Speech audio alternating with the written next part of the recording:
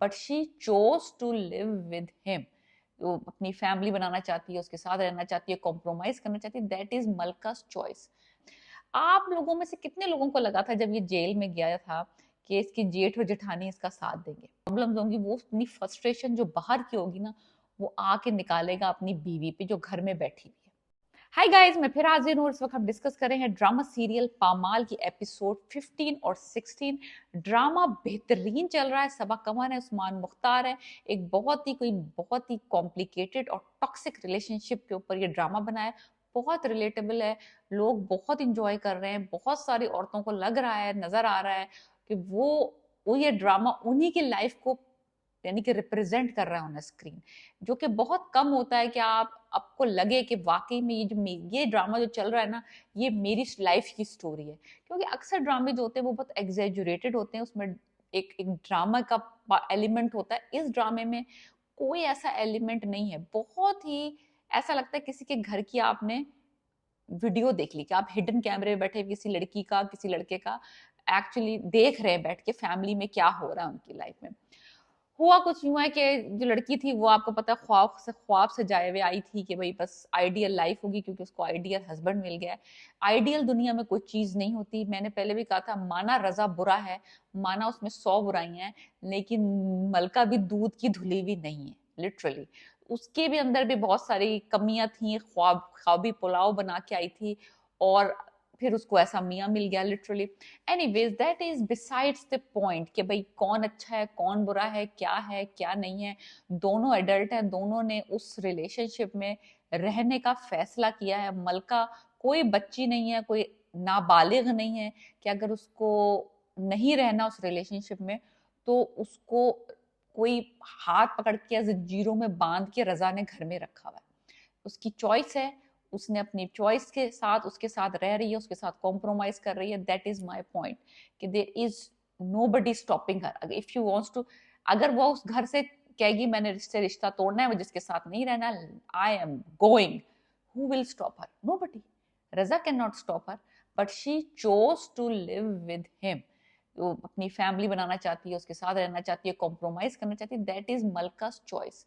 That is not, Raza is not forcing that on her. So मैं भी हमेशा यही कहती हूँ कि अगर आप अब्यूसिव रिलेशनशिप में रह रहे हैं तो इसमें थोड़ा बहुत फॉल्ट आपका भी है। You can always get out, there is always way out, get out. So anyways, Raza साहब के ऊपर वो झूठा मुकदमा चला है, वो जेल में है। अब आया है मसला, क्योंकि रजा साहब ने कभी अपनी बीवी के हाथ में कोई पैसा नहीं रखा, ना उसको कोई थोड़ी सी इंडिपेंडेंस दी, ना उसको कभी कोई ड्राइविंग सीखने दी, ना उसको घर से बाहर निकलने दिया। जब आप अपनी बीवी को 7-8 साल से बच्ची हो गई, सब कुछ हो गया, आपने उसको घर में बंद करके रखा हुआ है, उसको कोई दुनिया का हवा नहीं लगने दी बकौल आपके।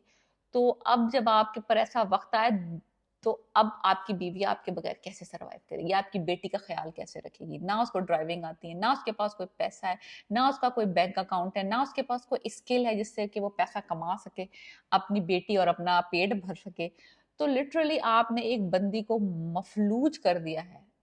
मफलूज कहेंगे आप, paralyse mentally and physically. She is dependent on you और she is now completely socially paralyse. She can not go outside. उसको लगता है डर, उसको है खौफ कि बस दुनिया उसी के पीछे, उसी को, क्योंकि उसके मियाँ ने उसकी ब्रेन वॉशिंग इस तरह से की है। और उसकी माँ ने भी उसको इसी तरह से डरा डरा के कि अपने मियाँ के बिल्कुल कहने पे चलो, बाहर ना जाओ अगर वो उसको मना पसंद नहीं है। तो उस बंदी ने अपने आप को कॉम्प्रोमाइज करके इस तरह का बना लिया। अब मियाँ जेल में, जेठ और जेठानी ने हाथ उठा लिए। आप लोगों में से कितने लोगों को लगा था जब ये जेल में गया था कि इसकी जेठ और जेठानी इसका साथ देंगे? मुझे तो पहले से पता था। लेकिन इस ड्रामे की खास बात ये है कि आपको पहले ही पता होता है कि होने क्या वाला है, लेकिन आप फिर भी ड्रामा देखना चाहते हैं कि देखें तो सही कि यहाँ पे इन्होंने कैसे पिक्चराइज किया है। मुझे पहले ही पता था कि जब इसकी जेल हुई है तो सबसे पहले जो साथ छोड़ेंगे वो जेठ और जेठानी छोड़ेंगे, और वही हुआ। अगर जेठानी के घर पे छापा ना भी पड़ता, शहूद एंड वाइफ के घर पे छापा ना भी पड़ता, तब भी उसके बड़े भाई और भाभी ने इनका साथ नहीं देना था। मुझे पहले से ही ये बात पता थी। और मैं आगे जाके भी ये बात अब प्रिडिक्ट करने वाली हूँ कि जब रजा छूट के जेल से आएगा ना, और जब उसको फाइनेंशियल प्रॉब्लम्स होंगी और उसको जॉब में प्रॉब्लम्स होंगी और उसको और तरह से इश्यूज होंगे, वो अपने फेलियर्स का ब्लेम जो है ना वो मलका को देगा।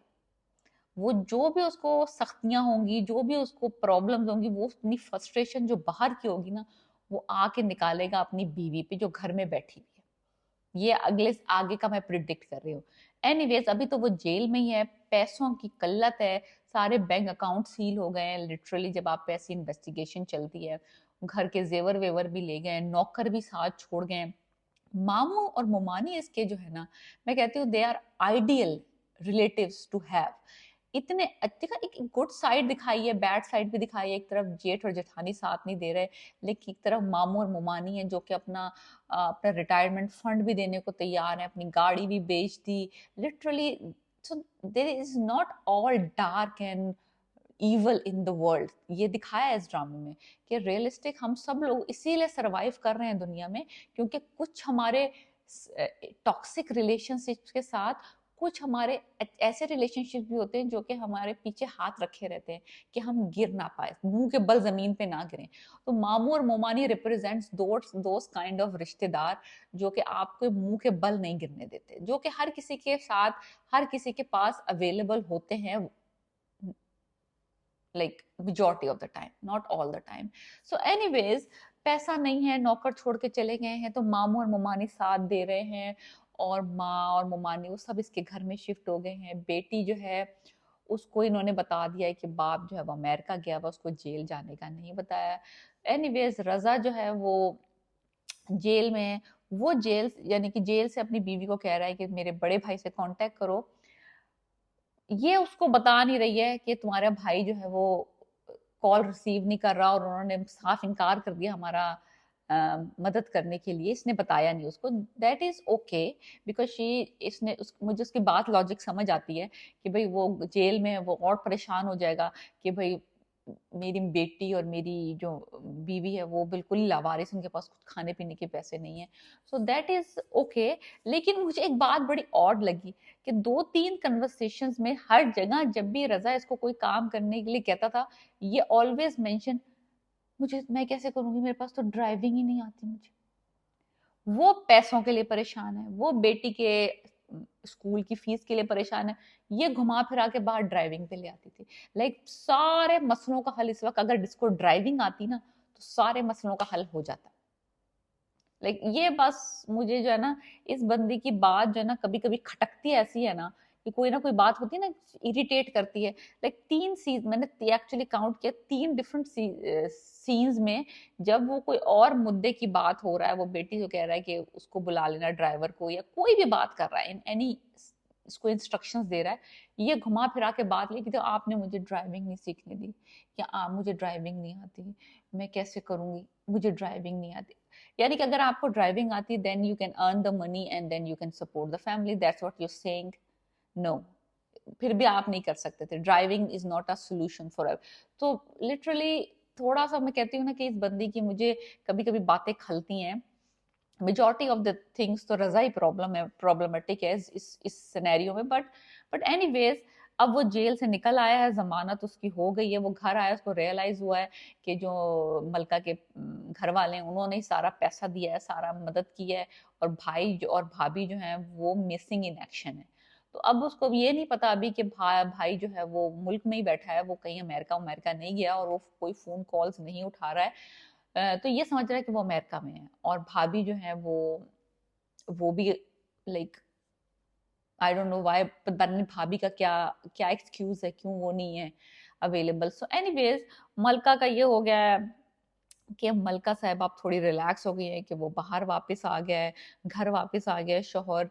लेकिन मुझे लगता है ये जो खुशी है ना मलका की, ये टेम्पररी है। इसने रजा ने रजा दिखाया है, बड़ा नरम हो गया है, बड़ा सॉफ्ट हो गया है, बड़ा लविंग हो गया, बड़ा डबिंग हो गया, लेकिन आप धोखा मत खाना, धोखा आप मत खाना। जो कुत्ते की दुम होती है ना, कहते हैं उसको आप 10 साल भी नली में रखें वो टेढ़ी की टेढ़ी निकलती है। ये सिर्फ टेम्पररी अफेयर्स हैं कि रजा साहब थोड़े से रो रहे हैं, थोड़े से सॉफ्ट हुए हैं, ऐसा कुछ नहीं होने वाला, ऐसा कुछ नहीं। ऐसे लोग इतनी जल्दी ठीक नहीं होते इस तरह के।